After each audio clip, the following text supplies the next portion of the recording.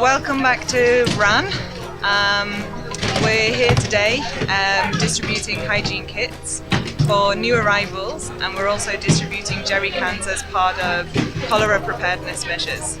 People bring their vouchers, they get their name registered and the items that they took, and then they thumbprint to say that they've taken the items.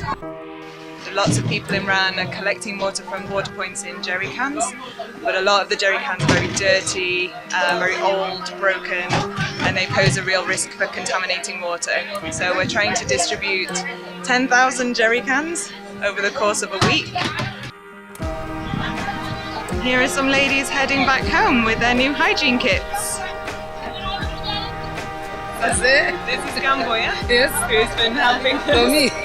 She's been helping on the distribution, and this is Amaru as well. They've both been working really hard for us for the last few days. And we've just finished in RAN, we're back on the